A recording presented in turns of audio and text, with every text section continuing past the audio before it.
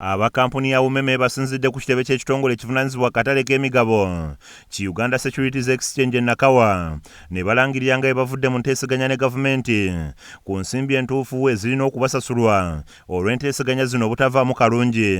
Enteeseganya zino zibadde zitambula bulungi, zaggwa ng'ennaku z'omwezi 2 omwezi ogwa May 2025.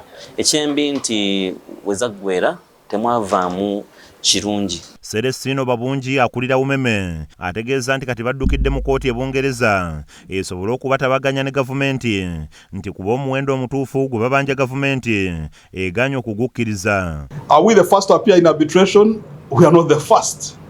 The mechanisms were put there because institutions have capacity to deal with arbitration matters. And we are ready, and that's why we have notified government that we are ready. They will be served with all the relevant notifications as laid out. Wabula yadde nga gavumenti yasasula Umeme obukadde bw'ensimbi za ddoola ya Amerika 118 ng'endagaano eneggwako ezabalirwa ssabalizi b'ebitabo bya gavumenti. Babungi agamba nti mu kwetegereza ebitabo byabwe bakizudde nti gavumenti erina okubongera obukadde bw'ensimbi za ddoola ya Amerika 292 nti kuba ku mulundi guli baali tebannamaliza kubalirira ebitabo byabwe. It's 292 that we are claiming from government.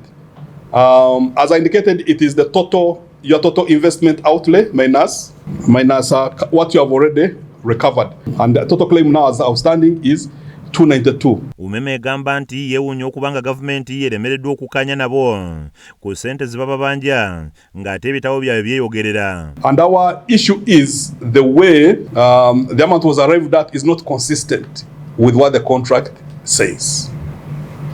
So I don't know whether that clarifies whether it's a legal or commercial issue. All we are saying is we will need to be made economically whole based on the support agreement. Babungi agamba nti ensimbi zino balina okuzinunula kubanga esinga zigenda kuggwera mu bannannyini emigabo mu kampuni n'emisolo gya gavumenti.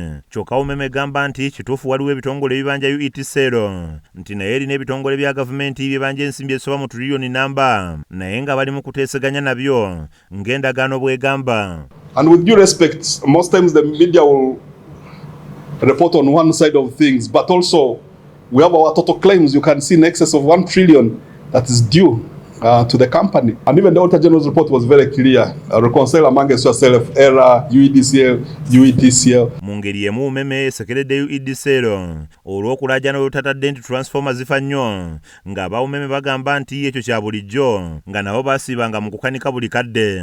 Paul Buyisonga yakulira Uganda Securities Exchange agamba nti bakoze buli kisoboka okuyambako mu nteeseganya zino.